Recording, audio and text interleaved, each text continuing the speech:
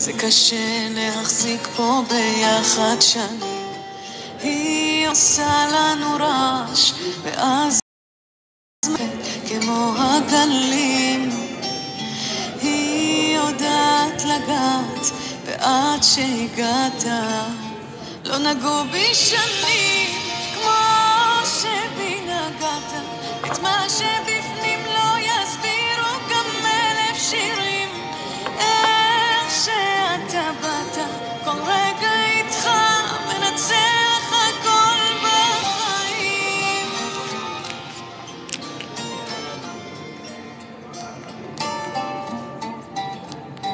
אהבה כמו שלנו נותנת ללב להרגיש באמת. Bonsoir tout le monde, je suis Dr Asma Amdouni, médecin généraliste marocaine à Boujda. Ce soir nous allons parler des gens qui ne cessent pas de mentir et on va essayer de comprendre pourquoi les gens en général ont tendance à mentir et également nous allons essayer de comprendre ensemble les maladies dont plusieurs personnes souffrent mais ignorent ou ne veulent pas admettre qu'ils sont malades. D'accord ? Il y a des gens qui sont malades et c'est à cause de leur maladie qu'ils sont tout le temps en train de mentir. Bonsoir Madame Naïma. Bonsoir Monsieur Ami. Je n'ai pas bien compris la deuxième partie de votre commentaire, mais bonsoir.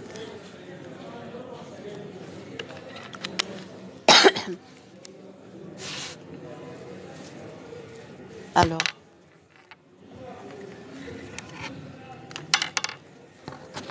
La première question qui se pose, que dois-je faire face à quelqu'un, face à un menteur? Ok, très bien. Tu veux savoir comment réagir à des mensonges? Tu veux savoir comment gérer tes relations? Tu as peut-être peur parce que beaucoup de gens ne cessent pas de mentir, ok? Tout ça en hébreu. Ah d'accord, parce que je ne comprends pas très bien l'hébreu. Je suis nouvelle dans ce monde. Mais j'essaie d'apprendre rapidement parce que j'en aurai besoin. Je vous promets, je vais commencer à faire carrément des vidéos en hébreu. Et je pense que c'est très magnifique pour la santé neurologique, si vous voulez, d'apprendre de nouvelles choses. Ça rentre dans le cadre de la neuroplasticité.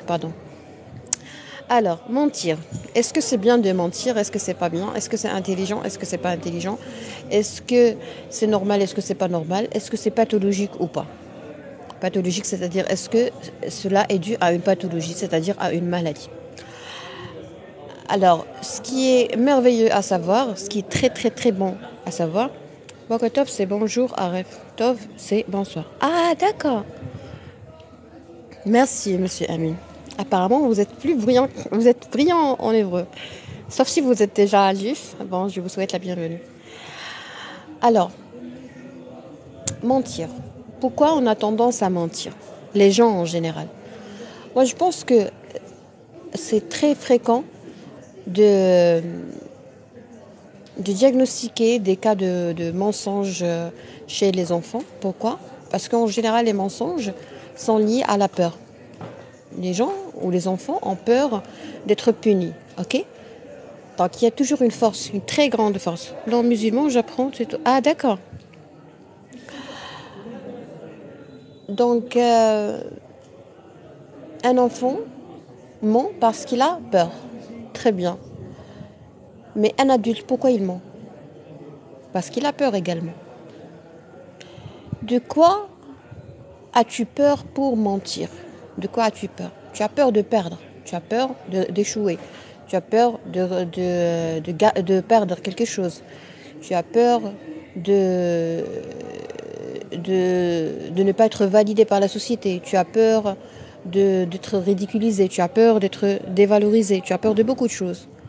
Donc moi je pense que mentir traduit ou c'est la manifestation d'un grand problème de santé mentale ou psychique, ou les deux, qui normalement doit être diagnostiqué tranquillement, aisément, discrètement, entre toi et ton médecin traitant.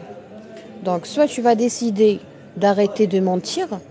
Quand je décide de faire quelque chose, ça ne veut pas dire que je vais le faire tout de suite. Ça ne veut pas dire que je vais le réussir dès le premier coup. Non. Mais ça veut dire que j'ai pris une décision. Si la personne n'a pas pris toute seule la décision d'arrêter de mentir, excusez-moi pour le dire, mais ne perdez pas avec cette personne une seule minute. Il ne faut jamais demander à quelqu'un d'arrêter de mentir. Je vais vous poser une question. Est-ce qu'on vous a déjà menti? Connaissez-vous ce sentiment de la déception, de la trahison? Avec des preuves, bien sûr. Si vous n'avez pas de preuves, prière de ne pas me déranger dans vos commentaires, par vos commentaires. Parce que moi, je n'aime pas les gens qui parlent sans preuve. Quand tu parles sans preuve, cela veut dire que tu es malade, pour moi. En médecine générale, moi, en tant que médecin généraliste, et même dans ma vie professionnelle, personnelle, quand quelqu'un me rapporte quelque chose sans preuve, je le prends pour un malade. Point.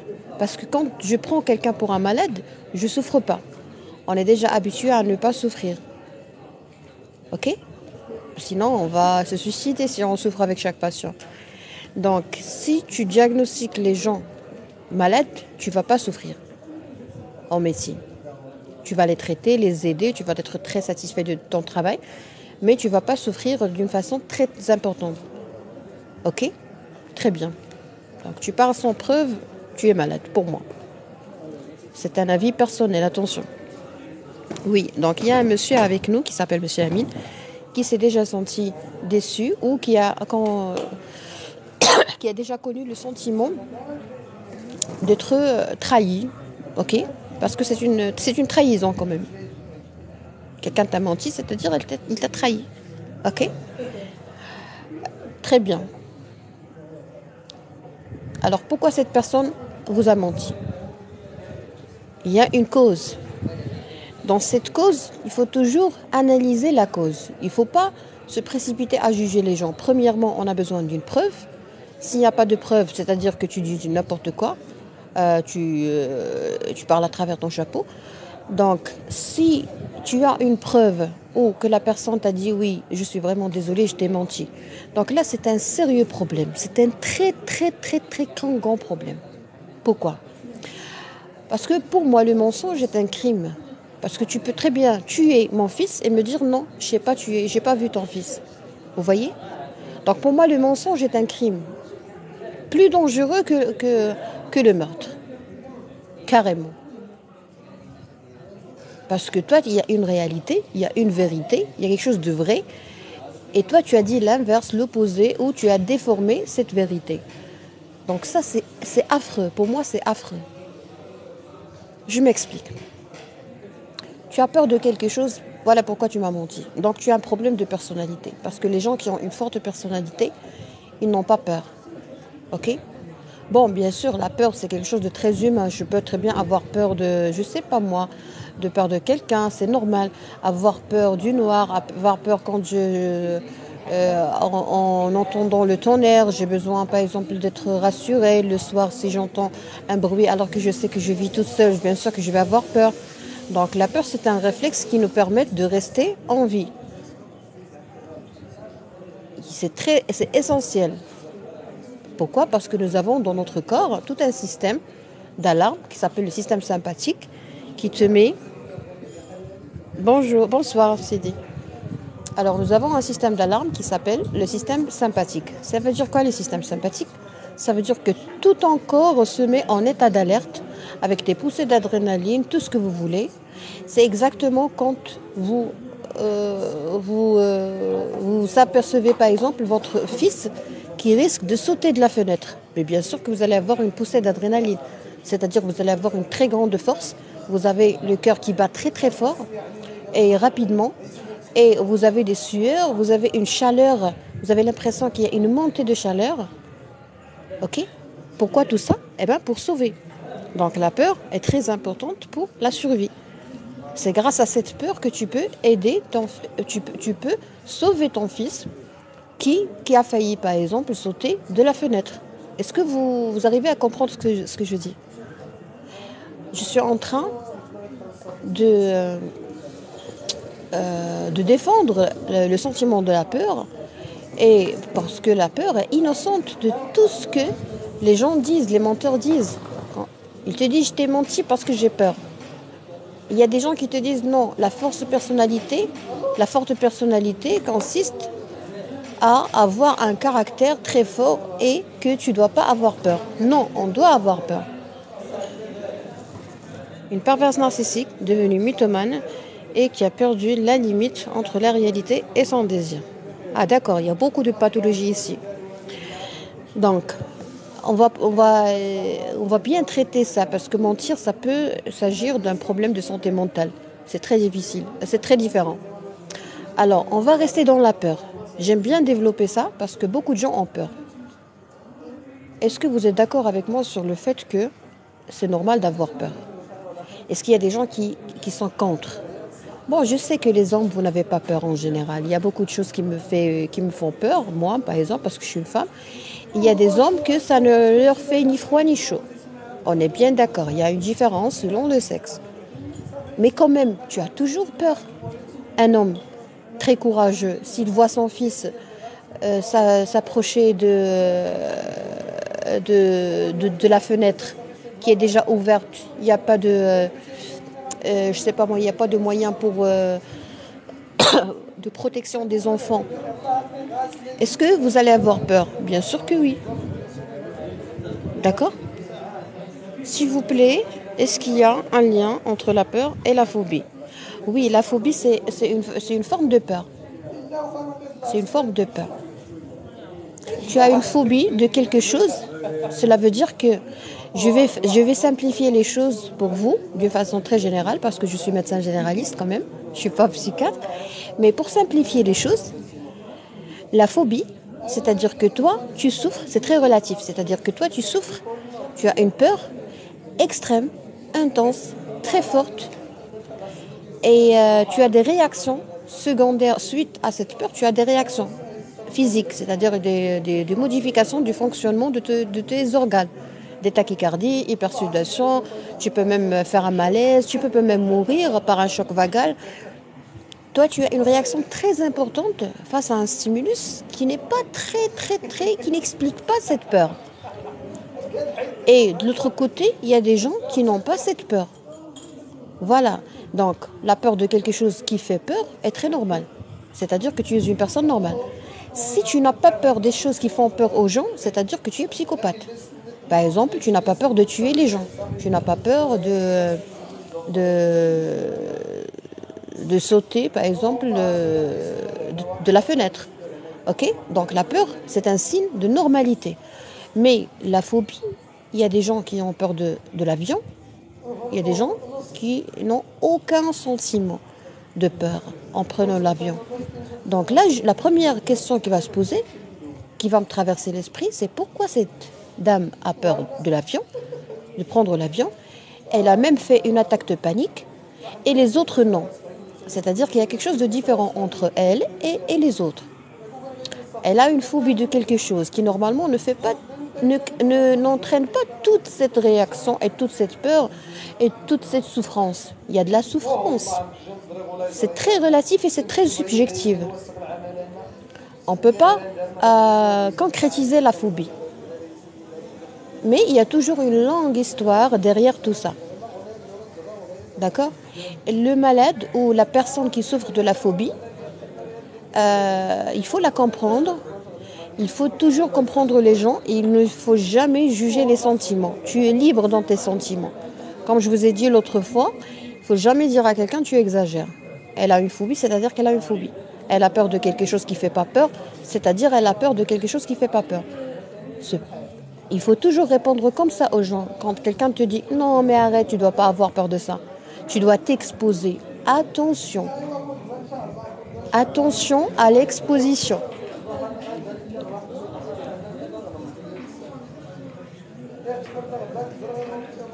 Je vais lire vos commentaires.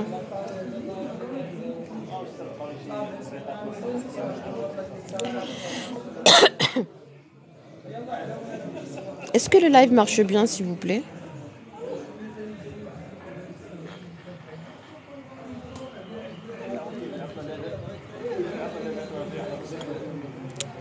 S'il vous plaît, est-ce que le live marche bien?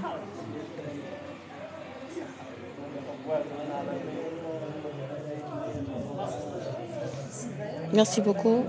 Marhaba, Lala Naïma, je veux bien développer ça. Oui, ça marche très bien. Madame Naïma, nous, c'est comme si on a commencé à faire le grand ménage et puis j'essaie de savoir quels sont les sujets qui vous intéressent le plus. Et ce n'est qu'un débat. Par exemple, votre question est très importante et très pertinente et ça mérite même plusieurs lives. Et surtout de la part d'un psychiatre, parce que comme vous savez, le psychiatre est beaucoup plus spécialisé que moi et il a plus de détails que moi. Ok? Très bien. Alors, la phobie, la peur. Il faut savoir une chose très importante. Premièrement, ce qui fait mal aux gens, ce qui fait mal aux patients, c'est le jugement. Ok? Donc, quand tu as peur, le conseil que je peux accorder aux gens qui souffrent de ça, d'une peur, il faut savoir que tu es libre, que tu n'exagères pas et que tu as le droit d'avoir un problème de santé psychique. C'est ton droit. Parce que quand tu as par exemple une bronchite, un rhume, on ne t'accuse pas. Alors pourquoi on accuse quelqu'un qui a par exemple une phobie? Pourquoi on ridiculise quelqu'un qui a par exemple une attaque de panique? Ok? Pourquoi? Je pense que c'est très injuste et c'est même impoli. Quand on critique, quand on critique quelqu'un qui a une pathologie psychique, qui a une souffrance psychique, je pense que c'est très agressif de la part des gens de ne pas comprendre les gens qui souffrent. Bah, je souffre parce que j'ai une peur. Il est où le problème chez toi? Il est où le problème? J'ai une phobie, par exemple, je ne peux pas parler en public. C'est quoi ton problème, toi? Pourquoi tu me ridiculises? Parce que tu es malade. Moi, j'ai une maladie qui m'intéresse et toi, tu es malade, tu rends les gens malades. Donc, ta situation est encore plus difficile. Et croyez-moi, les gens qui ridiculisent les gens sont des gens malheureux. Par contre, les gens victimes de ça, de la dévalorisation et tout, sont des gens qui ne sont pas anormaux. Non, ce sont des gens qui souffrent. Point. À la ligne. Très bien. Alors ça, c'est pour vraiment booster la motivation et la confiance en soi chez les gens qui ont de la phobie. Tout à l'heure, on allait parler de l'exposition. Alors, vous savez, quand on a une phobie de quelque chose, normalement, on est suivi par un médecin psychiatre et par une équipe, un coach sportif certifié, c'est-à-dire il a fait des études et non pas les gens qui font des abdos, des pectoraux. On a un diététicien qui nous aide à manger et à ingérer et à suivre un plan, des recettes, un régime qui pourra nous aider à bien se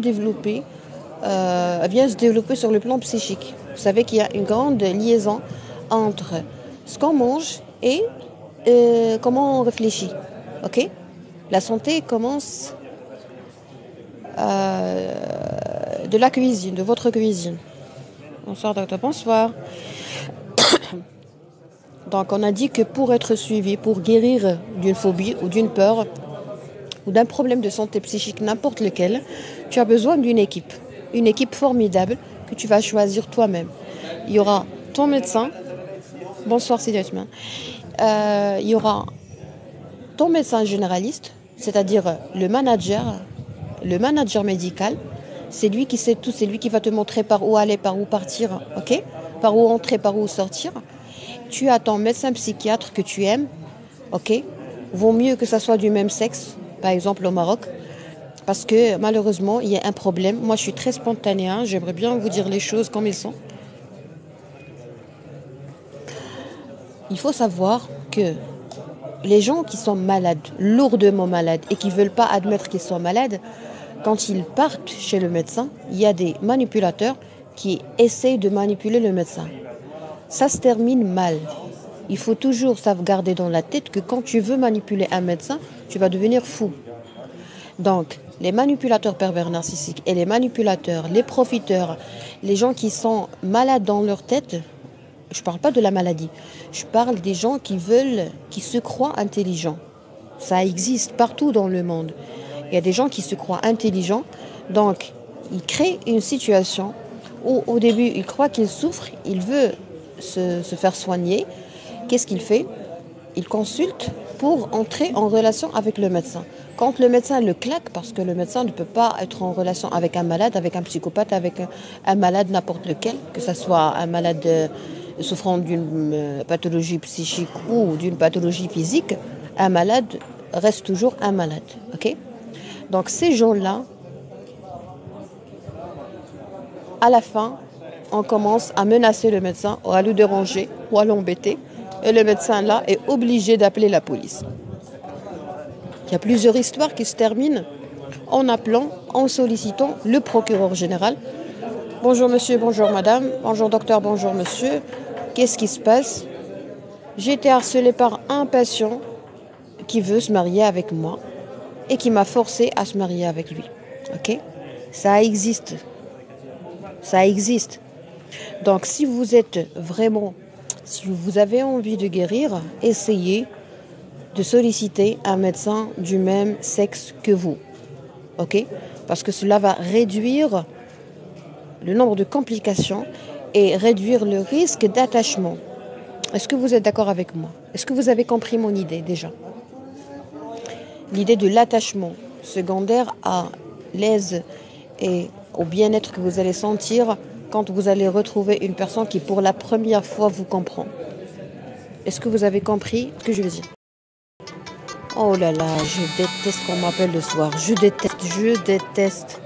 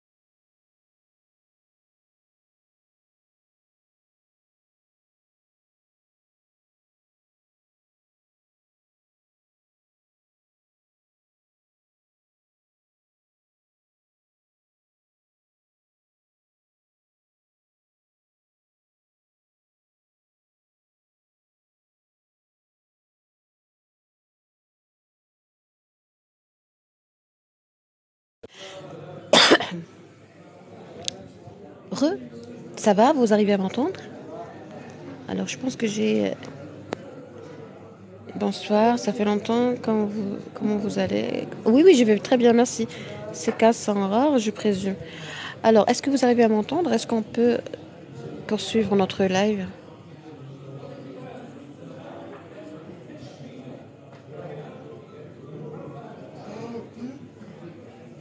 Parfait, merci beaucoup, Sidi Amin.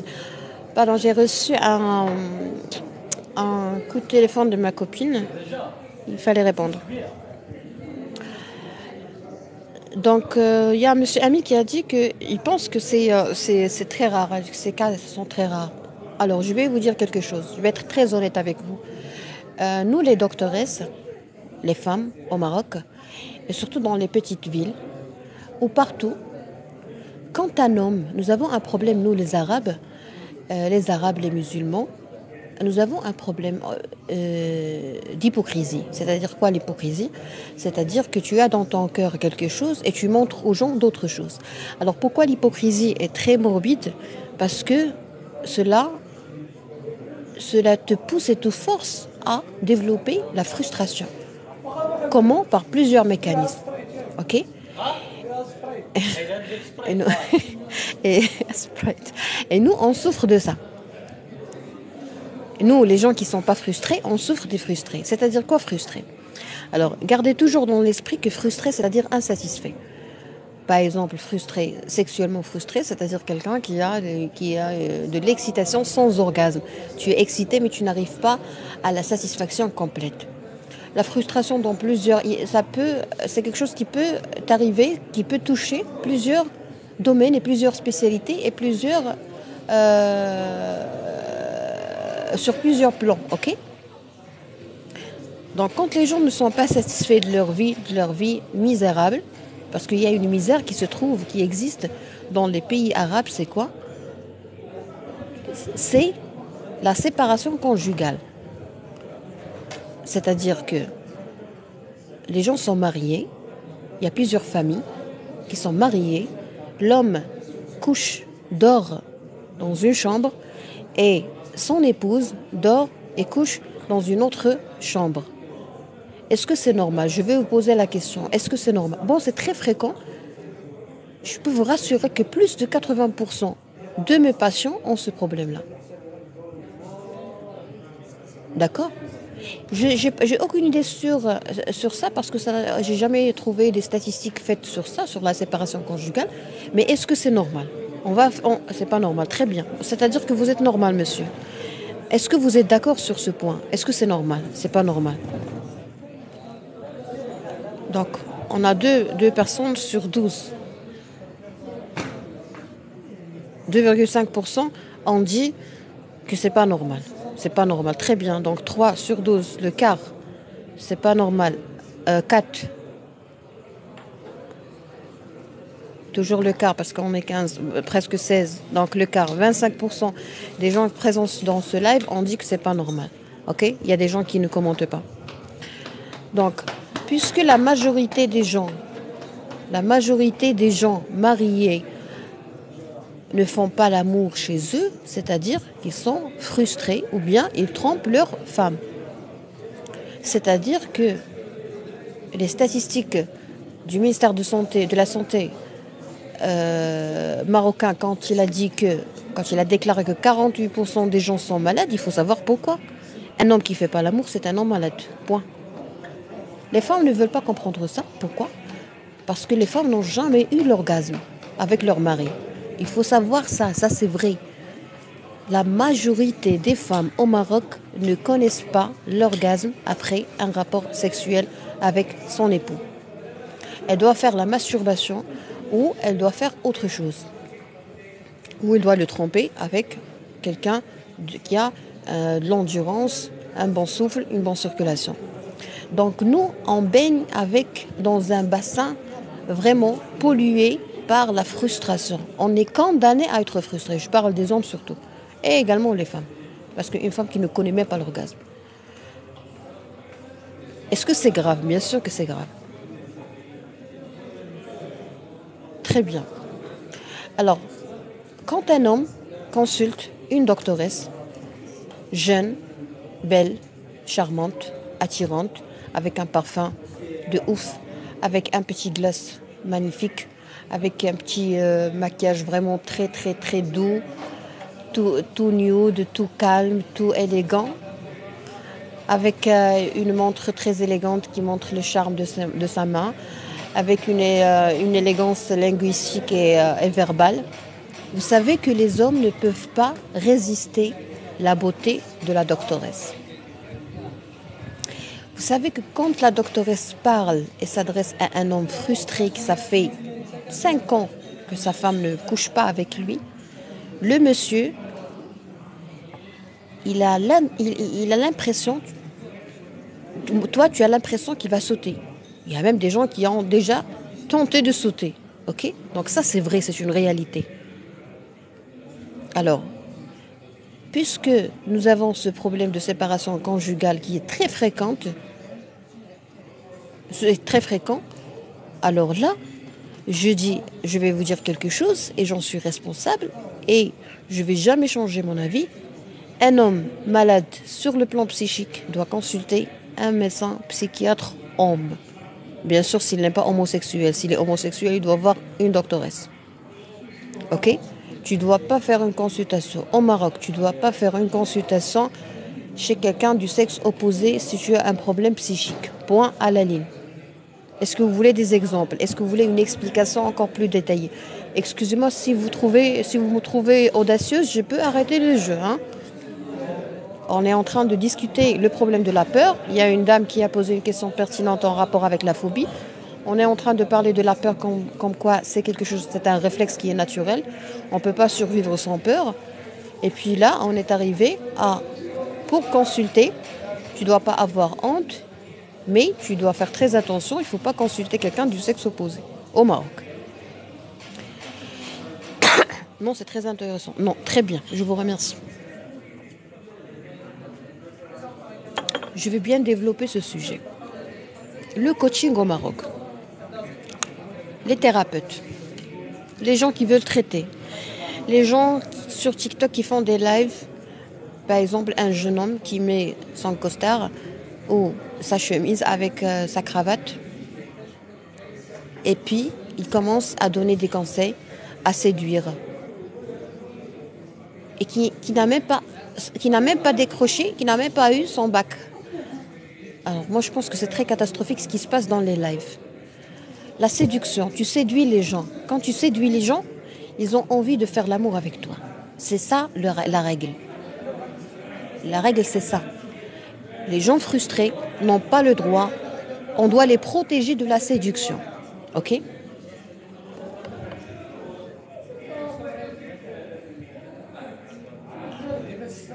Cela me choque de savoir qu'on peut en arriver là, sauter. Oui, ça m'est déjà arrivé. Il y avait un monsieur qui allait sauter. Je lui dis non, monsieur, ne sautez pas. J'ai ouvert la porte. C'est grave. Bah oui, ici à Bouchedon. Il m'a dit, il est déjà marié. Et il m'a dit, est-ce que tu n'as pas un problème de polygamie? Sinon, je demande le divorce et je marie avec toi. Je ne le connais pas, je ne l'ai jamais aperçu. Il n'a pas cessé de regarder mes poignets.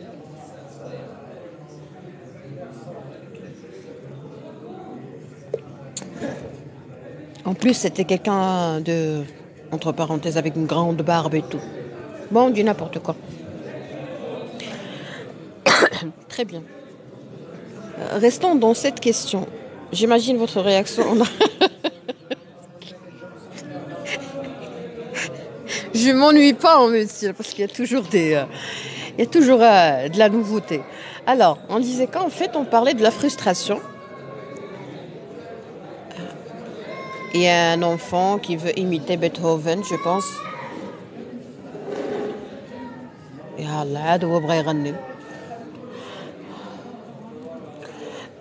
alors, la frustration.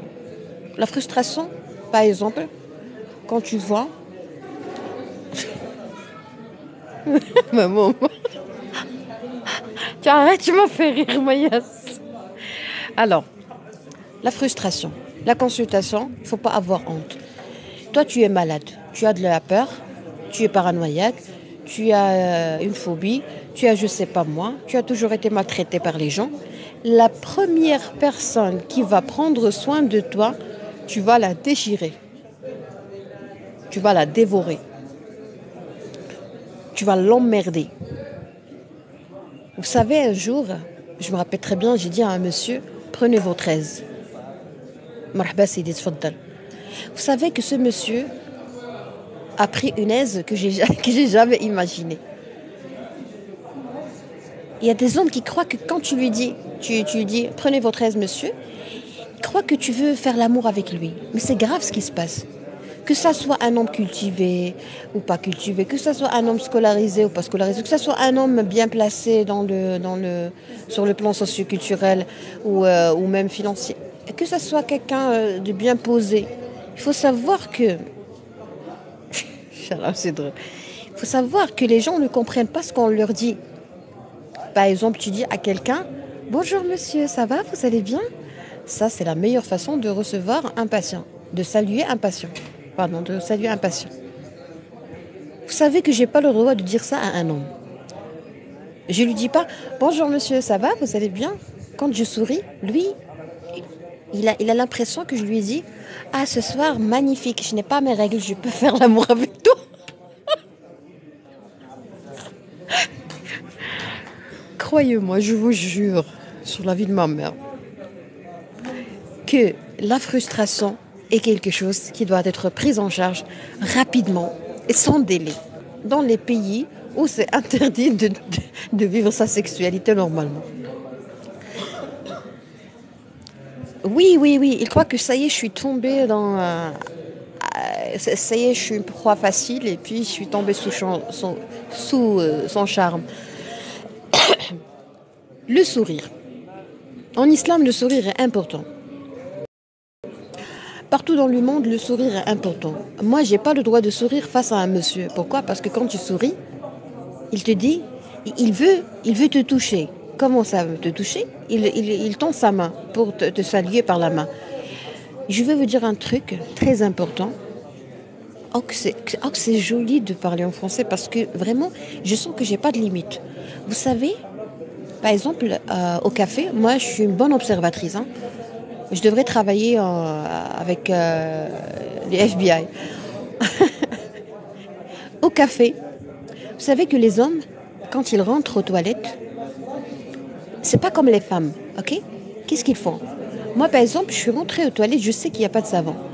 Ils rentrent, ils font ce qu'ils veulent, du caca, pipi, tout ce qu'ils veulent, ou même spaghetti, je sais pas moi. Et après, ils sortent, et ils peuvent très bien reprendre leurs écrans ou leur téléphone et les manipuler tranquillement. Ils peuvent très bien saluer un autre monsieur. Donc, l'autre monsieur ne sait pas que son ami son ami était aux toilettes et il ne s'est pas lavé les mains. Vous voyez? Mais ça, c'est horrible. En islam, Dieu merci, c'est interdit de saluer un homme. Donc, c'est très bénéfique pour nous. On va éviter la contamination par les maladies des mains sales. On va éviter le problème de l'hépatite A. On va éviter beaucoup de problèmes. Ok, beaucoup de contamination, beaucoup de maladies normalement nommées sexuellement transmissibles, alors qu'ils ne sont pas sexuellement transmissibles, ils sont transmissibles uniquement par la main. Vous voyez? Donc déjà, il faut savoir, chers messieurs, qu'on n'a pas envie de saluer par la main. Ça ne veut pas dire que je veux la bise. Ça veut dire que je ne veux pas que tu me touches. Alors, le frustré, premièrement, il ne respecte pas 1 mètre de distance entre lui et toi. Ok? Moi, je pense que c'est du harcèlement. Tu me harcèles lorsque tu t'approches de moi. Tu ne peux pas gérer ça, tu ne peux pas te contrôler, tu es malade. Point à la ligne. Tu es malade, tu as une maladie. Cette maladie se nomme comment? C'est la frustration. Normalement, tu dois partir chez ton médecin et lui dire bonjour, est-ce que je suis frustrée? Encore une fois, tu dois partir chez un médecin de ton sexe. Sauf si tu es homosexuel. Tu dois lui dire, est-ce que je suis frustrée? Mais pourquoi vous demandez cette question? Parce que je ne me contrôle pas et je ne respecte pas 1 mètre de distance entre moi et les femmes. Et j'ai très envie de les embrasser, de les câliner, de les toucher. Et je fais semblant que j'ai pas bien entendu pour m'approcher. Ok? Et tout ça, ça dégoûte. Hein? Vous nous dégoûtez. Toutes les femmes, et non pas les doctoresses. Vous nous dégoûtez. Donc là, on est obligé de vous traiter autrement. Je traite ta femme d'une façon et je traite l'homme et je te traite autrement. D'accord? Je vais lire vos commentaires pour fermer cette fenêtre. Exactement, leur activité. Aussi par le visage, surtout femmes-hommes. Je crois que les hommes frustrés sont maltraités par leurs épouses. Ben oui. Mais pourquoi les... Écoutez, c'est une éducation. C'est une éducation. Dans les pays sous-développés ou en voie de développement, la femme n'a pas le droit de dire « j'ai pas eu mon orgasme ». Si elle le dit, c'est-à-dire qu'elle est une prostituée. Mais c'est grave ce qui se passe. Moi, j'ai déjà vu des cas de divorce. C'est le mari qui demande le divorce. Pourquoi? Parce que la dame a demandé cunus. Parce que la dame a demandé des préliminaires. Donc, il lui dit, comment est-ce que tu as su que ça existe? Alors que c'est inné. Elle a voulu être caressée, elle a voulu être gâtée sur le lit. Et lui, comme un taureau, il vient pour pénétrer. Vous êtes un animal, hein? Attention. Ladies and gentlemen. Il faut savoir que si tu commences par la pénétration, tu es un animal. Même l'animal, je vous jure, encore une fois sur ma vie, que j'ai déjà vu un chien faisant les préliminaires à une chienne en pleine rue. Donc quand je trouve un chien gâter sa nana et qu'un homme ne veut pas gâter sa nana, mon Dieu, mais c'est grave. Donc c'est inné. Tu commences par la pénétration, mais tu es malade. Mais vous êtes malade. Quand tu commences par la pénétration, tu es malade. C'est grave. C'est interdit, ça, dans l'islam. Interdit. Quand l'homme ne respecte pas les préliminaires, la femme ne peut pas. Les préliminaires sont obligatoires dans l'islam. Bravo. Donc l'islam est très bon pour la santé. Moi, je ne savais pas ça. J'ai déjà entendu parler de ça, mais je n'étais pas sûre. Merci pour l'information, monsieur. Dans le Coran, c'est demandé les préliminaires. Qaddimu li anfusikum. Ah, d'accord. Bah, c'est très intéressant ça. Je vais essayer de chercher ça. Mais il y a des femmes qui sont trop froides. Non, elles ne sont pas froides, les femmes. Je vais vous dire quelque chose. Écoutez, on peut faire un autre live pour parler des préliminaires. Pour terminer le live de menteur, ok? Rappelez-vous bien de vos questions. Parce qu'on a ouvert une parenthèse de la peur.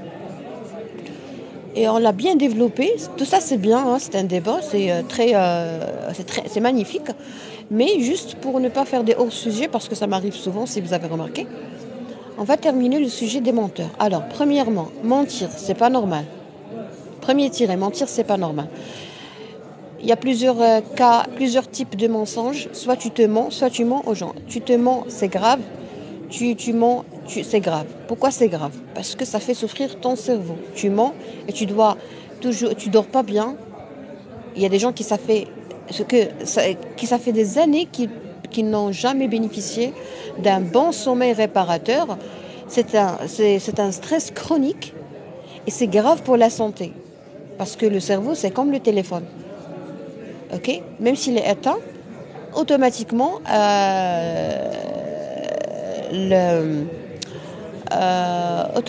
l'heure est bien réglée et tout. Vous voyez? Donc le cerveau ne peut pas se relaxer, ne peut pas arrêter de travailler quand tu mens. Ok? Déjà, il ne s'arrête pas de travailler, mais quand tu mens, tu as un travail supplémentaire. Tu fais souffrir ta mémoire, tu fais souffrir ton cerveau, ok? Tu fais beaucoup d'analyses, ça demande un très très très grand travail. Et le travail du cerveau demande une grande énergie, c'est-à-dire cortisol, adrénaline, sucre et hypertension artérielle.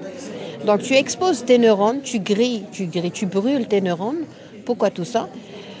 Pour les obliger à faire un travail supplémentaire qui est de cacher, de déformer la réalité, et puis tu es obligé de te rappeler de tout ça. Parce que quand tu mens, tu dois te rappeler de tes mensonges.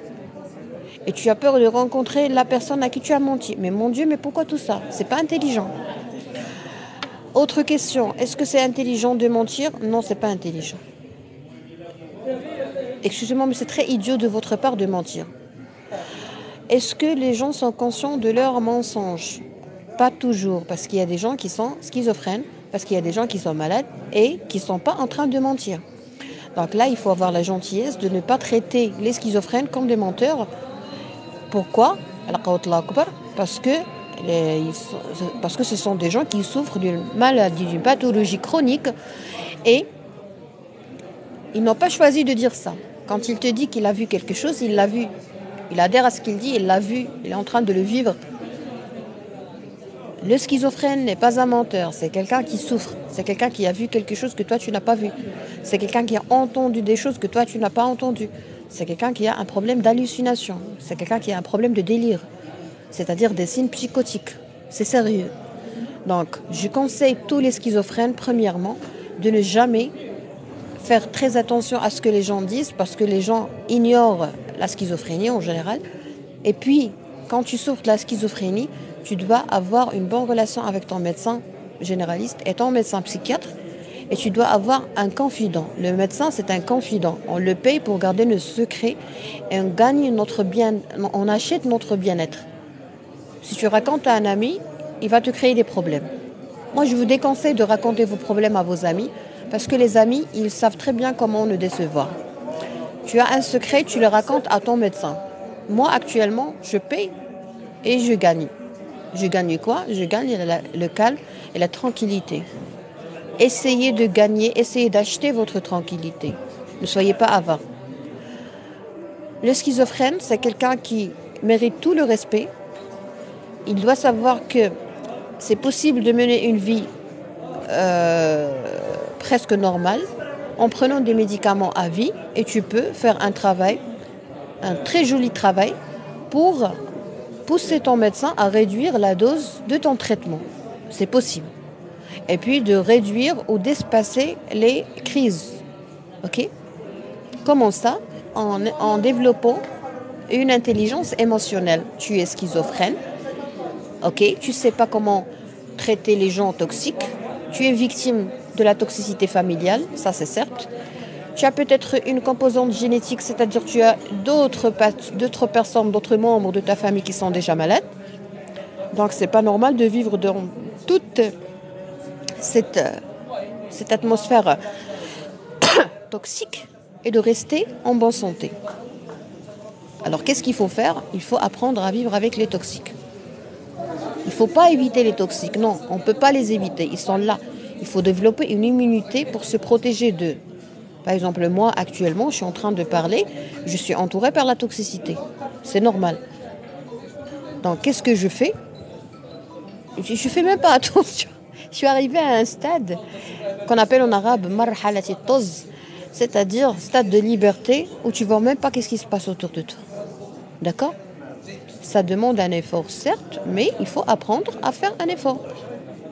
Donc, un schizophrène ne ressemble pas à un autre schizophrène. Pourquoi? Parce que le premier a développé plusieurs techniques de manipulation positive, si vous voulez, c'est-à-dire manipuler les personnes toxiques pour les empêcher d'injecter de la toxicité, leurs toxines, leurs poisons en toi. Ok? Je vais lire vos précieux commentaires.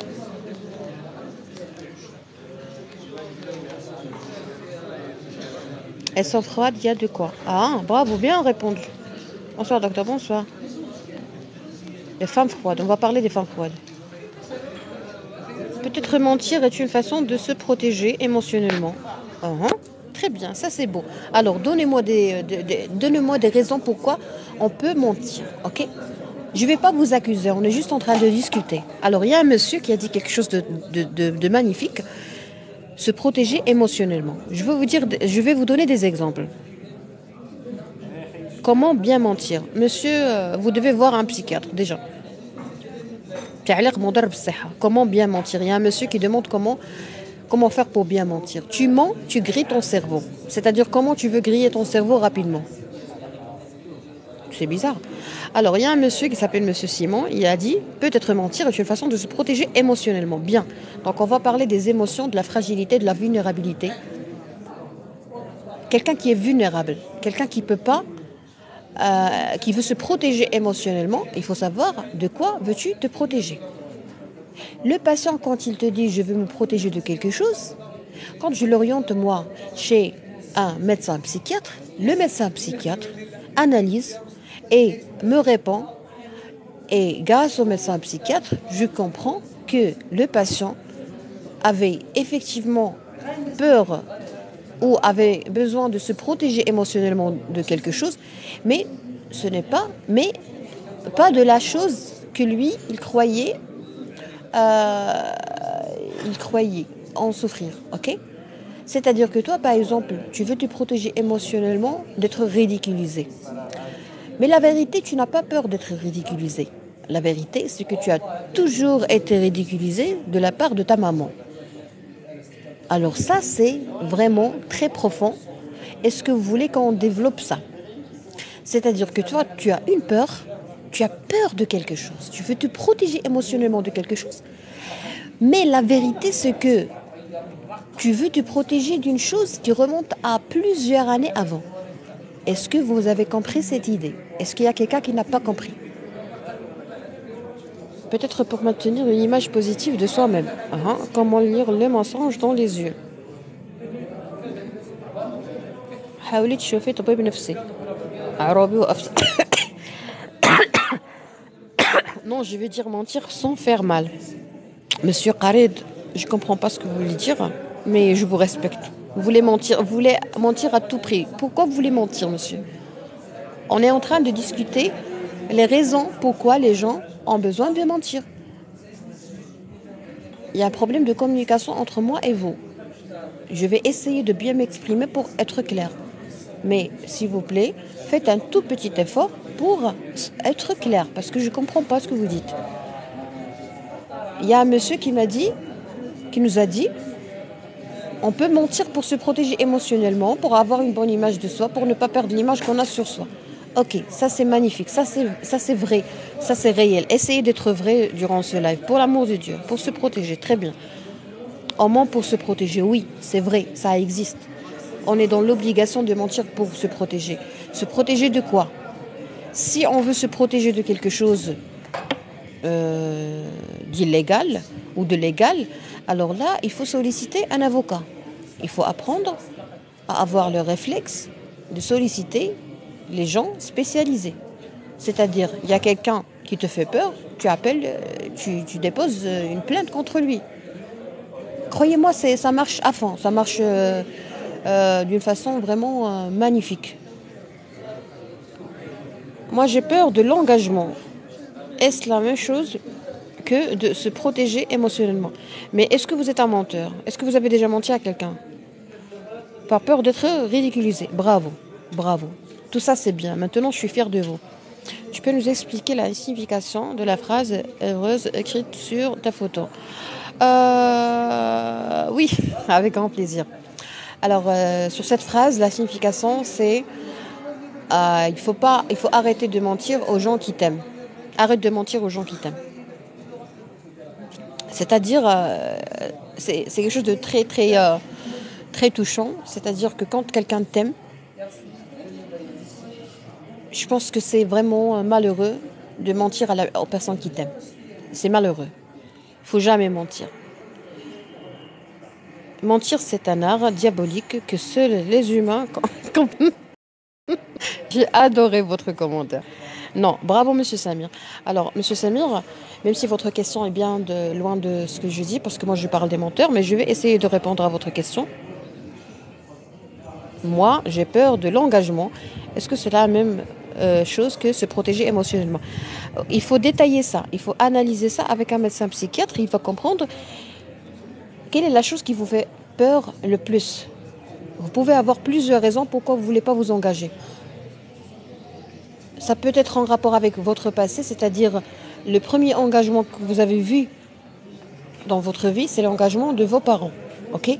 Donc, l'idée, l'image, l'exemple que vous avez vu retentit intensément sur votre peur ou votre courage pour s'engager, ça de 1. Et là, il y a plusieurs cas de figure, c'est-à-dire tu peux très bien grandir ou avoir grandi dans une atmosphère très très très stable et ta première expérience de relation intime était vraiment affreuse parce que tu étais très gentil, très naïf et tu as rencontré la patronne des manipulatrices et puis tu as été violemment agressé. Elle n'a pas pris soin de tes sentiments, tu as été vexé, tu as été ridiculisé et ça c'est malheureux. Donc moi je conseille je conseille tous les hommes qui ont déjà été touchés par des femmes qui ne savent pas apprécier les hommes, les vrais hommes, vous devez voir un médecin, un psychiatre.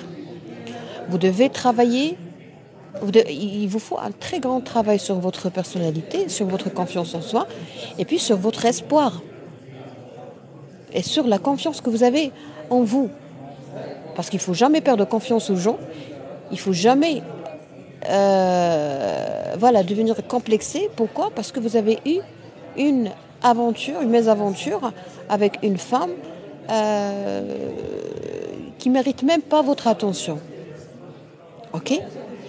Il faut travailler, il faut faire un très grand travail avec votre médecin psychiatre pour guérir de cette relation, je dirais pas toxique, mais c'est une mésaventure.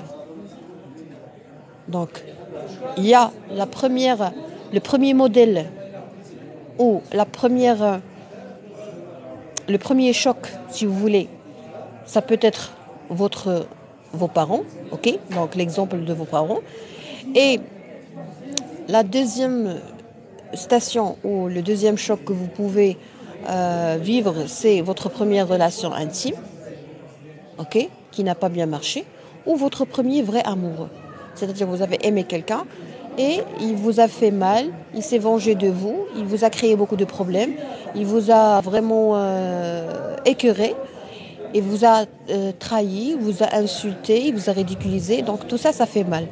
Il ne faut pas garder ce mal dans votre cœur. Non, il ne faut pas essayer de guérir tout seul. Ça ne marchera jamais. Même les psychiatres, même les médecins, ils sollicitent leurs confrères pour traiter ça. Le chagrin d'amour, ça se traite. Les trahisons, ça se traite.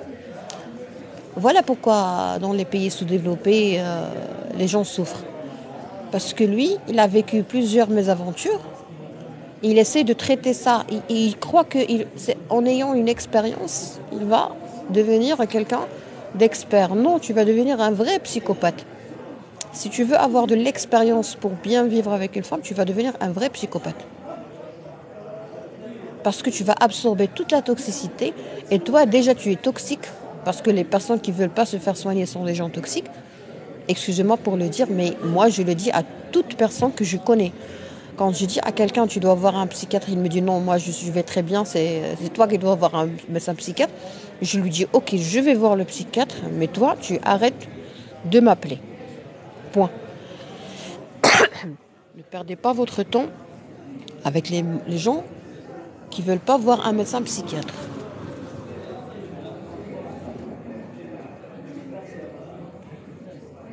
Mentir pour ne pas blesser les sentiments des autres ou pour protéger ses propres émotions. Alors, là, il y a un problème de gestion, monsieur Simon. Quand tu mens pour protéger, pour ne pas blesser l'autre, c'est-à-dire, je t'ai demandé de l'argent, il y a la gestion financière, la gestion de l'argent, et il y a la gestion des émotions. Et si on arrive à faire si on arrive à comparer l'argent aux sentiments, je pense qu'on va arriver à des choses merveilleuses. On va réaliser des choses merveilleuses. Pourquoi ? Parce que si tu gères mal ton argent, tu seras fauché. Il faut comprendre que si tu gères mal tes émotions, tu seras détruit. C'est la même chose. Donc, toi, tu ne veux pas blesser l'autre. Qu'est-ce que tu fais ? Tu mens. C'est-à-dire que toi, tu ne veux pas me blesser. Je t'ai demandé de l'argent, tu ne veux pas me blesser. Tu voles de l'argent. Quand tu mens, tu voles. Tu voles de l'argent, tu arnaques quelqu'un pour me donner de l'argent parce que tu as peur de me blesser. Or, tu peux très bien m'aider. Je veux de l'argent, tu peux très bien m'aider. Me montrer comment gagner de l'argent. Résoudre le problème tranquillement. Essayer de patienter. Essayer d'être gentil avec moi. Peut-être que juste en m'aidant à avoir plus confiance en moi, je peux très bien résoudre le problème. La même chose pour si tu as une crise. Si je te demande par exemple, si ta mère, ok.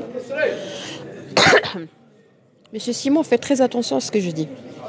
Si votre maman vous demande une somme et vous n'avez pas de l'argent, vous n'avez pas cette somme, vous allez penser, vous allez réfléchir et vous allez trouver une solution, ok ? Donc, quand quelqu'un vous pose une question ou quand vous vous sentez obligé de mentir à quelqu'un pour ne pas le blesser, bon, c'est déjà l'intention est bonne, mais le résultat n'est pas juste. Donc, tu ne veux pas blesser quelqu'un, c'est-à-dire, c'est comme ta maman qui t'a demandé de l'argent, tu n'as pas cette somme, tu ne vas pas la blesser. Mais tu vas expliquer que tu n'as pas cette somme et que tu vas faire de ton mieux et que tu vas la rassurer comme quoi il y aura toujours une solution, maman, ok ? Et tu vas faire les mains, les pieds pour l'aider. Même chose pour les sentiments. Quand quelqu'un te dit quelque chose, tu ne dois pas mentir, mais tu dois lui expliquer que tu ne peux pas et que tu ne veux pas le blesser et qu'il est important pour toi et que machin et tout, mais tu ne vas pas le blesser. Je vais vous donner un exemple très, très, très concret. Il y a ma copine qui m'a appelée maintenant. Elle m'est très chère, comme ma sœur, je l'aime beaucoup. Moi, j'aime toutes mes copines. Puis, je lui dis, j'ai répondu, ok, j'ai mis le live en pause, je l'ai répondu. Quand je l'ai répondu, je lui ai pas dit, non, non, je suis en live, je suis occupée. Non. Comment ça va? Tu vas bien? Comment va ta maman? Comment va ta, ok? Tranquillement, gentiment. Et je lui dis, s'il te plaît, est-ce que ça ne te dérange pas? Elle m'a dit, est-ce que tu es occupée? C'est elle qui m'a demandé, est-ce que je suis occupée? Pourquoi? Parce que c'est une personne qui est cultivée. C'est une grande doctoresse. Ok? Donc, quand on connaît des gens de haut calibre, quand on connaît des gens de qualité, on ne se retrouve pas dans une situation où on est obligé de mentir. Pourquoi? Parce que ces gens-là ont la même façon de voir les choses, ont les mêmes responsabilités que nous, ont les mêmes préoccupations que nous, ont les mêmes engagements que nous. Donc là, le courant passe facilement, aisément. Quand on connaît des gens qui ne sont pas du même calibre que nous, ne sont pas du même niveau culturel que nous, ne sont pas du même niveau socioculturel que nous, qu'est-ce qui arrive? Ils ne vont pas te comprendre. Donc toi, tu vas te sentir obligé de mentir ou de faire un effort supplémentaire et de souffrir pour qu'ils ne souffrent pas. Donc pour cela, qu'est-ce qu'il faut faire? Il faut vraiment se débarrasser des sentiments quand on veut choisir une compagnie. Moi, par exemple, actuellement, je sais très bien comment choisir mes copines. Je sais très bien comment choisir les gens que je connais. Et si je tombe sur des gens qui paraissent de haute qualité et tout, ben je les bloque. Je les bloque d'une façon très diplomate, d'une façon avec la politique émotionnelle. Et je leur fais comprendre qu'on ne peut pas être amis. Pourquoi? Parce que tu m'appelles tout le temps, tu m'appelles tous les soirs, tu m'appelles tu veux m'appeler pendant 3 heures, pendant 1 heure. Tu n'es pas de mon niveau. Que tu sois une femme, une gamine, une jeune, un homme, un vieux, une vieille, peu importe. Tu n'es pas de mon niveau. Tu me fais souffrir. Je dois faire un effort supplémentaire pour ne pas souffrir parce que tu m'accuses tout le temps, tu m'accumules tout le temps, tu me reproches tout le temps. J'ai pas besoin de toi. Dans ma vie, j'ai pas besoin des gens qui sont là uniquement pour me donner des critiques, des leçons de morale. Vous n'êtes pas de mon niveau. Il n'y a pas d'entente. On ne se comprend pas. Ok? Essayez d'éviter. C'est ça la toxicité en fait. Moi, j'ai pas besoin de mentir à ma copine. Pourquoi? Parce qu'elle, elle me comprend avant que je parle. Pourquoi elle me comprend? Parce qu'elle est comme moi. Elle aussi, elle a des engagements. Elle peut être occupée. Elle peut être, je sais pas moi. Ok? Je l'ai appelée le matin ou vers midi. Et puis, elle était injoignable. Elle aussi, elle m'a appelé le matin et mon téléphone était éteint. Donc, personne n'est fâché. Ok? Moi, je suis pas fâchée contre elle parce qu'elle peut ne pas répondre. Peut-être qu'elle était au bloc opératoire ou je sais pas moi. Et puis, elle aussi, elle n'est pas fâchée parce qu'elle sait très bien que si mon téléphone était éteint, c'est-à-dire que c'est éteint. Vous voyez? Donc, quand tu es en relation avec des gens qui sont comme toi, tu n'as pas besoin de mentir. Donc, le problème, c'est quoi? Le problème, c'est dans la gestion. Tu veux pas souffrir? N'établis pas de relations avec les gens qui ne te comprennent pas. Avec tous mes respects à tout le monde, mais j'aimerais vous dire que les gens classe doivent avoir des amis classe. Et quand je dis classe, je ne parle pas de l'argent, je ne parle pas de la fortune. Il y a des gens qui sont des gens qui sont très riches, ok, encore plus riches que moi, et puis ils ne sont pas classe. Pourquoi? Parce que quand tu m'appelles le soir, ok, tu es un homme, tu m'appelles le soir, c'est-à-dire que tu n'es pas classe, que tu es impoli. Ok, tu n'es pas intime, tu n'es pas mon frère. Et même mon frère ne m'appelle pas le soir. Donc même si tu es riche, même si tu fais partie tu te crois faisant partie de la crème de la société, mais quand tu m'appelles vers 21h, c'est-à-dire que tu es quelqu'un qui est impoli, c'est-à-dire que tu es quelqu'un mal éduqué. Ok, il faut être étanche, il faut choisir, il ne faut pas être choisi. Ok, bien sûr que ça va te créer beaucoup de problèmes, bien sûr. Bien sûr que ça va te créer beaucoup de problèmes, mais au début. Au début, moi, je préfère vivre les problèmes au début et arrêter tout type de relations toxiques. Prenez votre temps pour choisir vos amis. Moi, je suis pas un psychiatre de mon ami. Je peux pas être ami avec un psychopathe ou avec un psychopathe. Et moi, si je souffre d'un problème psychique, je paye. Je casse pas la tête de ma copine. Je casse pas la tête de ma sœur. Non, je paye une consultation. Apprenez à payer. Ne soyez pas avare, ne soyez pas gianine, entre parenthèses. Moi, je ne comprends pas les gens riches. Vous avez une mutuelle, vous avez beaucoup d'argent, et puis vous êtes incapable de payer un psychiatre pour lui raconter tout ce qui vous embête. Pourquoi vous embêtez vos amis? Pourquoi vous embêtez vos familles? Moi, je ne peux pas dire que j'ai regretté, mais vraiment, j'ai perdu beaucoup de temps en écoutant des gens qui sont très riches, qui sont capables de partir chez leur psychiatre et à la fin, qu'est-ce qu'ils font? Eh bien, ils m'ont insulté. Pourquoi ils m'ont insulté? Parce qu'ils sont malades. Parce que c'est comme ça. Tu es malade, va chez ton psychiatre. Je ne veux pas être ton ami.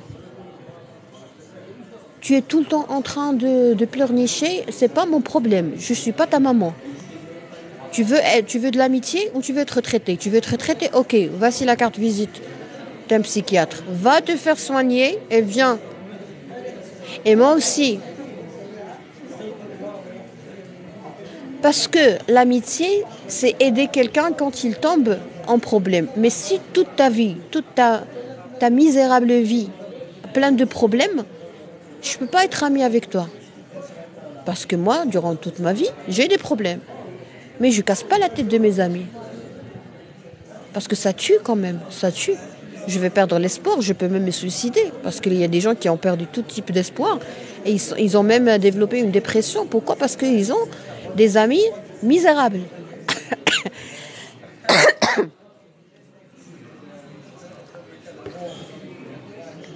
Apprenez à payer pour votre santé. Apprenez à vous investir dans le bien-être. Arrêtez de se plaindre. Arrêtez de casser la tête de vos amis.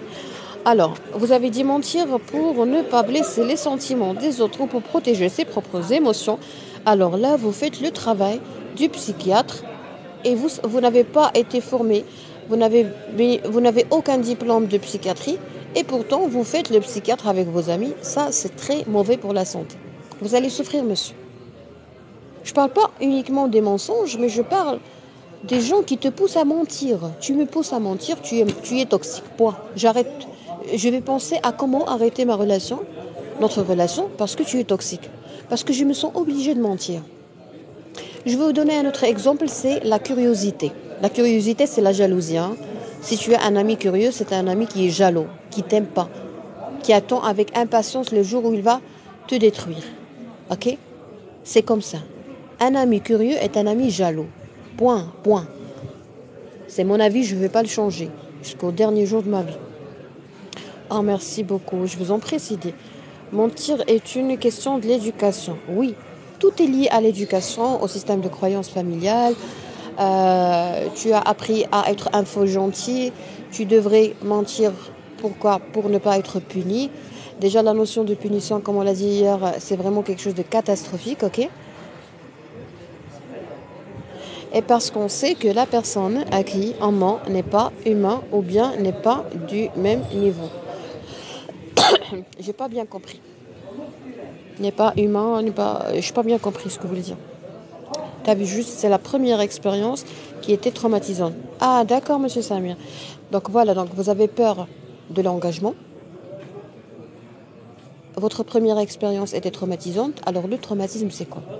C'est quelqu'un qui prend un couteau et découpe ton cœur. Faites très attention à ce que je vais dire. On va parler du traumatisme. Ta première expérience, tu as aimé. Tu es devenu adulte ou tu es devenu adolescent. Tu as par exemple 20 ans. Tu as par exemple 24 ans, 18 ans, je ne sais pas. Pour la première fois de ta vie, tu as aimé. Tu as senti une vibration de ton cœur envers quelqu'un et tu as été très spontané. tu as tout partagé avec lui et tu étais vraiment très étonné et c'était étrange pour toi. Pour la première fois de ta vie, ton cœur vibre d'une façon étrange. Tu as une relation avec quelqu'un qui est très spécial. Tu n'as jamais connu quelqu'un comme lui. Cette place était vide jusqu'au jour où tu as fait ta première expérience d'amour. C'est merveilleux, c'est magnifique. Mais magnifique et merveilleux avec qui? Avec premièrement quelqu'un qui est équilibré sur le plan psychique et mental. Pourquoi? Je vais vous donner un simple exemple. Pourquoi la première expérience te traumatise? Parce que ton cœur est déjà traumatisé par tes parents ou par ton entourage et tu ne le savais pas. Voilà pourquoi le pédopsychiatre a un rôle important, voire primordial, dans l'éducation. Dans l'éducation, c'est important, c'est essentiel. Pourquoi? Parce que le pédopsychiatre, il a une grande formation, il a une grande expérience pour détecter les souffrances des petits, ok? Et pour même détecter ou dépister ou prévoir les choses qui vont venir après. C'est-à-dire que si ton enfant est timide, le pédopsychiatre va te dire ton enfant n'est pas normal. On doit savoir pourquoi il est timide, pourquoi il partage pas, pourquoi il participe pas, pourquoi il joue pas, pourquoi il a toujours il n'arrive pas à se mettre debout, pourquoi il a un problème de posture, il n'a pas de problème de son appareil locomoteur, il n'a pas de problème au niveau de la colonne vertébrale, il n'a pas de problème au niveau de la nuque. Mais pourquoi il a un problème de posture? Parce qu'il est trop timide, parce qu'il n'est pas fier de lui, parce qu'il a un problème de l'image qu'il a sur soi. Alors là, on peut détecter la toxicité des parents. Si tu as des parents toxiques, automatiquement la première expérience d'amour va être très traumatisante. Parce que les gens en général, les gens gentils, les gens qui ont de la confiance en soi, ne peuvent pas être avec quelqu'un qui n'est pas confiant. Point. C'est pas normal. C'est pas normal, c'est pas normal. Si tu n'as pas une bonne confiance en toi, personne ne va t'aimer. Mais pour avoir la vraie confiance en soi, encore une fois, on va ouvrir une petite parenthèse. Les gens confiants n'ont pas besoin de mentir. Il y a deux types de confiance en soi. Il y a la vraie confiance en soi et il y a la confiance en soi superficielle. Superficielle, c'est exactement ce que font les coachs. Les coachs te disent, moi j'aimerais dire à tous les coachs que ça me dégoûte de voir quelqu'un, selon mes coachs, dire aux gens, tu dois te mettre face au miroir et se dire, moi j'ai confiance en moi. Mais vous devez déjà voir quelqu'un pour booster votre confiance en soi. Vous avez un problème psychique. Pour moi, vous avez un problème psychique ou mental. Tous les coachs qui conseillent leurs abonnés, leurs followers, de se mettre face au miroir et de se dire, moi je suis confiante en moi, vous devez voir un psychiatre, c'est urgent, parce que vous allez rendre tout le monde malade. Ça n'a aucun sens. Il y a des professeurs en psychiatrie qui ont passé toute leur vie à étudier et ils n'osent pas dire une chose pareille. Pourquoi? Parce qu'ils savent très bien que pour traiter la confiance en soi, il faut traiter les choses en profondeur. Il faut revenir en arrière. Il faut traiter l'enfance. Il faut libérer les enfants de l'emprise de leurs parents, même s'ils sont déjà décédés. L'emprise, il faut comprendre l'emprise déjà. Il faut se réconcilier avec l'enfant intérieur. Il faut éduquer ou rééduquer le petit qui est à l'intérieur de nous. Il faut aider l'individu à avoir son propre système de croyance. C'est-à-dire, il va avoir sa logique à lui. Il va tout étudier, tout reprendre, tout apprendre de nouveau. Il doit faire des recherches, il doit apprendre, il doit se cultiver, il doit se renseigner, ok, sur plusieurs plans, sur le plan juridique, sur le plan médical, sur le plan historique, histoire géographique, tout ce que vous voulez. Comme ça, il va avoir du bagage et c'est grâce à ce bagage qu'il va pouvoir comprendre la vie. Une fois que tu comprends la vie, tu peux mettre ton système de croyance. Tu peux avoir ta personnalité propre à toi. Mais vous, cher coach, lorsque vous dites aux gens Mets-toi face au miroir et dis-toi, moi je suis confiant, mais qu'est-ce que vous faites? Mais qu'est-ce que vous réalisez? Vous allez rendre les gens malades. Parce que le type, quand il sort, il te dit... Et le comble, ce qui me dégoûte, ce qui me tue, moi, ce qui me tue, c'est quoi? Lorsque vous demandez aux gens de continuer à faire, de répéter les affirmations positives. Ah oui, il faut faire des affirmations positives, c'est-à-dire, tu vas te dire à chaque fois, 10 fois par jour, 10 fois le matin, 10 fois... Eh bien, est-ce qu'on est en train de prescrire un antispasmodique, mais est-ce que vous avez quelque chose qui ne va pas dans la tête? Mais vous n'avez pas honte de vous lorsque vous dites à quelqu'un, faites des affirmations positives, c'est-à-dire que quelqu'un va se dire tout le temps, 30 fois par jour, 10 fois le matin, 10 fois à midi, 10 fois le soir, il va se dire, je suis confiant, j'ai de la confiance en moi, je suis confiant, je suis confiant, je suis confiant, je suis confiant. Mais malheureusement, il y a des gens, il y a des victimes. Moi, je connais des gens qui ont été victimes de ça et ils ont cru qu'ils ont de la confiance en soi et ils ont tenté de faire des choses qui n'ont rien à voir avec la réalité. Pourquoi? Parce qu'à un certain moment, ils ont eu une poussée de confiance en soi. Une poussée de confiance en soi. C'est-à-dire, brutalement, le type a cru qu'il peut tout faire. Mais c'est grave tout ça. Mais c'est grave. Alors, je vais lire vos commentaires. Fermons la fenêtre de... Bon, c'était une réponse à M. Samir qui a dit, tu as vu juste, c'est la première expérience qui était traumatisante. Donc, si quelqu'un t'a traumatisé, c'est-à-dire que tu as été déjà traumatisé durant l'enfance, fort probable. Et puis, qu'est-ce qu'il faut faire? Il faut d'abord détecter la liaison, retrouver la liaison entre ce que tu vis et ce que tu as déjà vécu à l'enfance et te libérer de l'emprise de tes parents et traiter toutes les instabilités et les incertitudes dont tu as souffert durant ton enfance. C'est important. Une fois que tu traites ton enfance, tu es magnifique.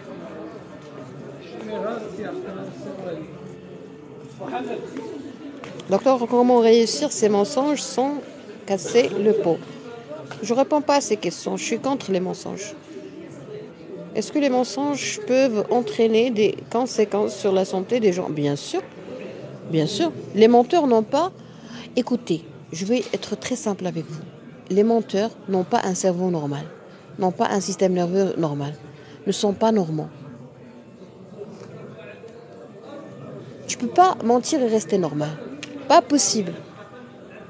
Tu vas me dire, oui, je suis normal, je vais très bien, je gagne mon pain tranquillement. Bien sûr que tu le gagnes tranquillement parce que tu es un manipulateur, parce que tu es un bon alcoolique manipulateur. Ça, ça fait partie des menteurs. Je critique pas les alcooliques, mais j'aimerais vous dire que tout alcoolique est un manipulateur jusqu'à preuve du contraire. La première question qu'on pose à un alcoolique, si tu as un ami alcoolique, dis-lui, demande-lui quelle est la différence dans ton cœur, qu'est-ce que tu ressens quand tu bois? Il se sent un lion. Tout le monde va avoir la même réponse. Il se sent très apaisé, relaxé, relâché, tranquille, calme, confiant en lui. Il n'a pas de zone de confort, très audacieux. L'audace est très importante dans le domaine du travail, dans le domaine des affaires. Ils sont riches, je sais pas moi, ok. Tout ça, c'est bien. Mais toi, tu peux très bien arriver à tout ça grâce à ton médecin psychiatre si tu travailles sur ton enfant intérieur. Tu ne veux pas faire ce travail. Tu veux réussir rapidement. Tu prends de l'alcool. Tu vas connaître les gens high, entre parenthèses. Tu vas partir dans les endroits de luxe. Tu vas mener une vie mondaine et tout. Ok, tu vas faire des affaires, tu vas réussir, tu vas plus avoir peur. Ok. Et un jour, tu vas développer un cancer, une cirrhose, cancer du pancréas, un hématome sous-dural, un diabète. Pourquoi faire un syndrome coronarien? Pourquoi tout ça? Tu peux même être obligé de te faire opérer sur n'importe quel plan, n'importe quel organe. Ok? Donc,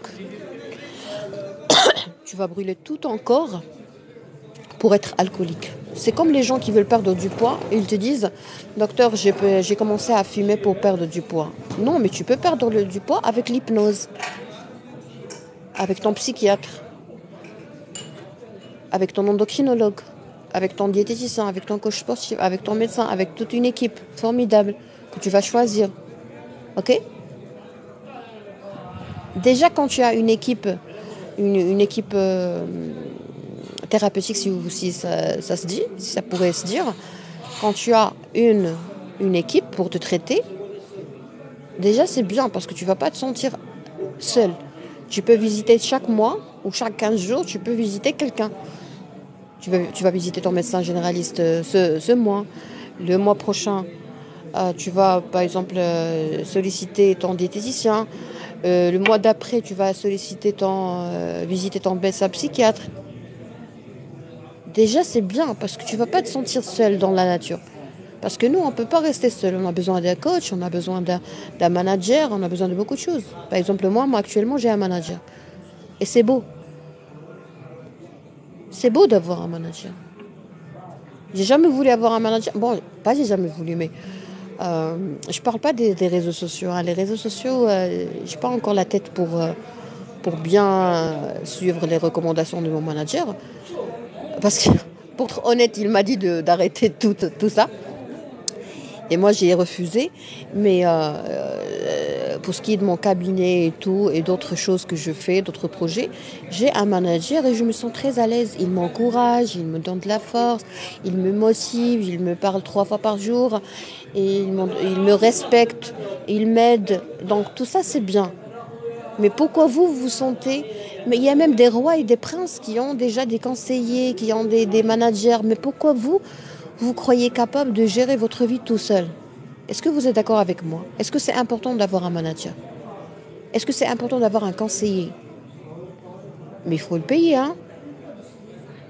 Il faut apprendre à payer si tu veux les... Écoutez, il y a 2 choses dans ce monde. Soit la dignité, soit la gratuité. Si quelqu'un te donne quelque chose gratuitement, c'est-à-dire qu'il va prendre ta dignité. Tu vas le déranger. Tu es une source de dérangement quand tu veux la gratuité. Est-ce que vous êtes d'accord avec moi? Aïe, aïe, aïe, il y a plusieurs commentaires. Oh, bonsoir, Madame Nano, je viens de voir votre commentaire. Votre coup de ciseau. Vous avez bloqué quelqu'un.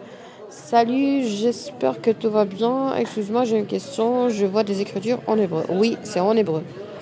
Voilà, bravo, docteur. Bonne conclusion. Merci, c'était d'obtenir le bon résumé plutôt. Pas grave, la même chose. Les personnes envahissantes, on n'en a pas besoin. Bravo. J'ai trop aimé.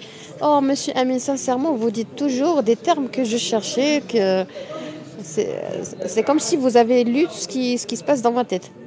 Oh, you're checking today en franchise. Bonsoir, Motivational Club.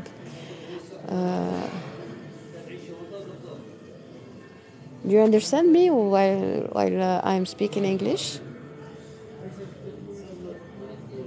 Oprah. Are you Oprah Winfrey? I think I'm lucky. Vous avez tout à fait raison, merci. Tiens, merci beaucoup, docteur, vous avez raison. Peut-on refaire confiance à un partenaire qui nous a menti et manipulé pour cacher ses infidélités? La meilleure question que je cherchais, Samy Love.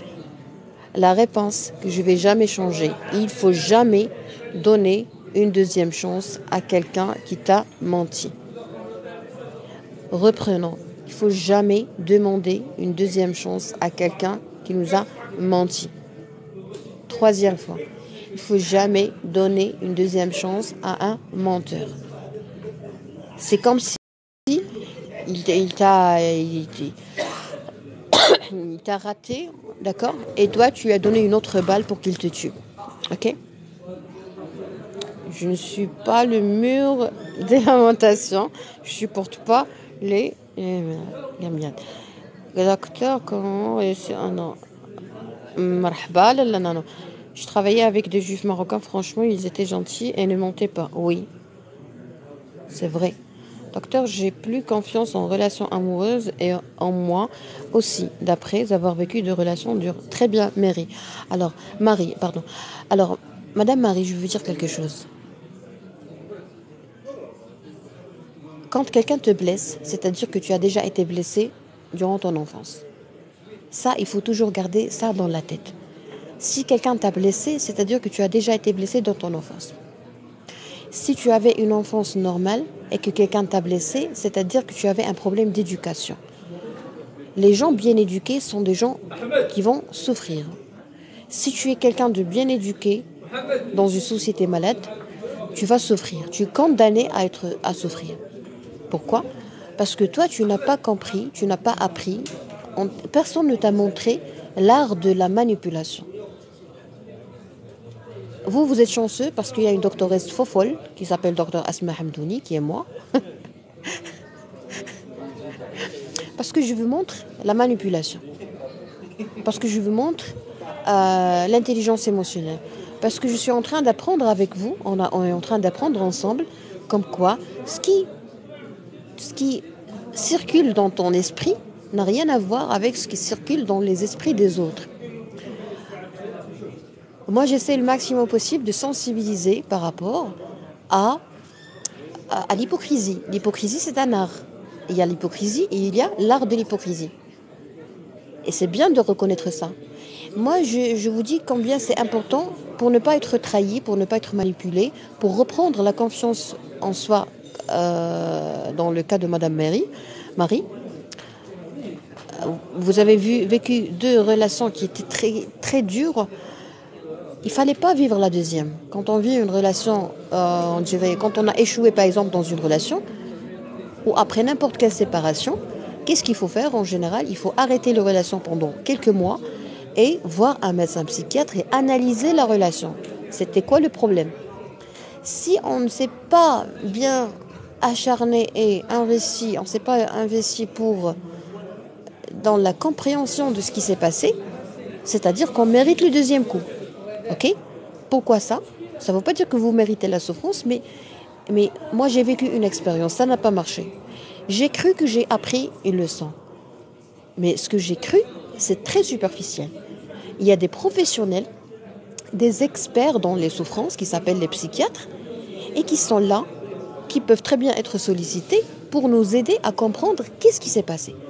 Nous, on a une explication, mais l'explication est très superficielle.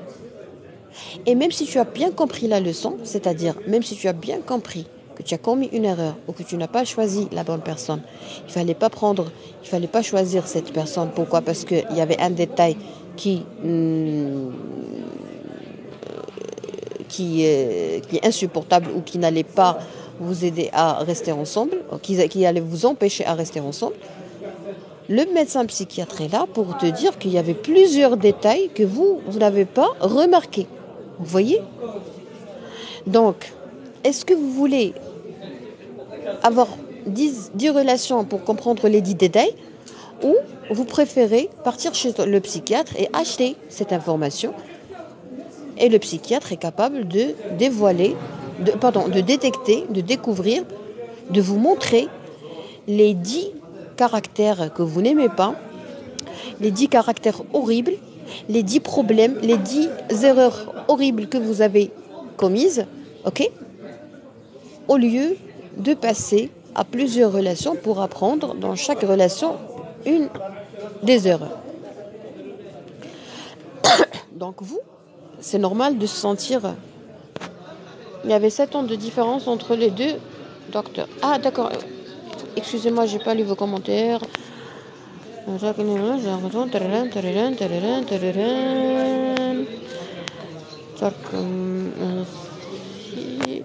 Réellement, sincèrement, une lumière, merci docteur. Je vous en prie, c'était Samir. C'est un devoir. Question de moyens, docteur. Oui, mais il faut calculer. Tu vas perdre 10 ans de ta vie en train de souffrir, en train de prendre de la cigarette. La cigarette, ça se paye. Est-ce qu'on a déjà mendié des cigarettes? Est-ce qu'on a déjà demandé de la charité sous forme de cigarettes? La cigarette, l'alcool, la bière, l'eau de vie, ça s'achète. Ok? Donc, soit tu achètes la cigarette, soit tu économises pour acheter quelque chose d'autre. Soit tu ne sais pas que c'est important. Il y a des gens qui sont riches qui ne veulent pas partir chez le psychiatre. Je comprends la pauvreté et tout, je suis vraiment désolée. C'est comme si tu lui donnes une deuxième chose pour te décevoir. Chance, bravo. Merci beaucoup, Torto, je vous en prie. C'est encore bravo, bien être éduqué dans une société malade. Oui, parce que tout est relatif en fait. Merci beaucoup, docteur. J'ai appris beaucoup de choses ce soir. Ça me fait plaisir. Alors, il y a Madame Marie qui nous a dit il y avait 7 ans de différence entre les deux docteurs. Ah d'accord, c'est-à-dire que vous avez vu un docteur et puis vous avez vu un autre docteur. Très bien, je veux dire quelque chose. Je dois arrêter le live parce que je dois appeler ma copine avant qu'elle... Non. Alors, on parlait des mensonges, mauvaise relation. On a retiré plusieurs informations. On a pu retirer plusieurs sujets ou plusieurs idées de sujets et c'est important, c'est magnifique. Donc, je vous promets qu'il y aura plusieurs lives pour discuter toutes vos questions parce que toutes vos questions méritent d'être traitées et analysées. Donc, pour répondre à Madame Marie, parce que moi je commence toujours par les femmes, les femmes d'abord, vous avez vécu des relations, c'était dur, c'était malheureux, ça a touché votre confiance en soi, certes. La confiance en soi, c'est quelque chose qui peut très bien être au top et peut très bien être effondré dans la même journée. Ça se consomme. La confiance en soi, ça se consomme. On peut la perdre brutalement, comme on peut la perdre progressivement. Donc, premièrement, qu'est-ce qu'il faut faire ? Il faut savoir que la confiance en soi, c'est comme un compte bancaire. Et tu as une carte guichet. Pour te lever le matin, tu as besoin de consommer. Tu consommes. Moi, maintenant, juste ma posture et la façon dont je me suis assise, avec laquelle je suis assise, vraiment, ça demande de la confiance en soi. Une autre femme ne pourra pas le faire, par exemple. Ça existe. Donc, moi, j'ai consommé la confiance en soi. Qu'est-ce que je dois faire ? Je dois l'alimenter. Donc, nous, il faut savoir qu'il y a un devoir quotidien. On a besoin d'alimenter notre confiance en soi d'une façon quotidienne et même horaire. Mais il faut gérer la grande gestion, c'est-à-dire du siège, par exemple, d'une banque. Il y a le siège, il y a les banques. Le siège de la confiance en soi, le centre, le capital, tout ce que vous voulez, ça nécessite une grande gestion de la confiance en soi. C'est-à-dire, oui, je dois alimenter ma confiance en soi tous les jours, mais attention, j'ai une fuite. C'est quoi les fuites de la confiance en soi ? C'est les gens toxiques. C'est la mentalité toxique. Je peux être toxique moi-même. Parce que ce qui est très, très, très injuste, c'est de vouloir trouver des gens qui ne sont pas toxiques, alors qu'on peut très bien être nous-mêmes toxiques. Par exemple, le victimisme. Les gens qui sont tout le temps en train de se plaindre. Moi, un jour, je me suis dit, Asma, tu vas arrêter de faire la victime. Tu n'es pas victime. Tu n'es pas faite pour être victime. Le chien attaque, moi attaque. Vous connaissez l'anecdote. Le chien regarde, moi regarde. Le chien attaque, moi attaque. Et je me suis dit, Asma, tu dois être intelligente sur le plan émotionnel. Tom. J'ai commencé la lecture, les consultations, le coaching, le vrai coaching, c'est-à-dire les grosses têtes de la psychiatrie, de la psychologie. Je me suis bien investie, je dépensais tout mon argent pour ma personnalité, ok ? Et c'est bien, pourquoi ? Parce que actuellement, quand je vois la toxicité, je la regarde, je la mate, je l'observe, je l'analyse. J'ai pas peur de la toxicité. Excusez-moi, le téléphone s'est éteint.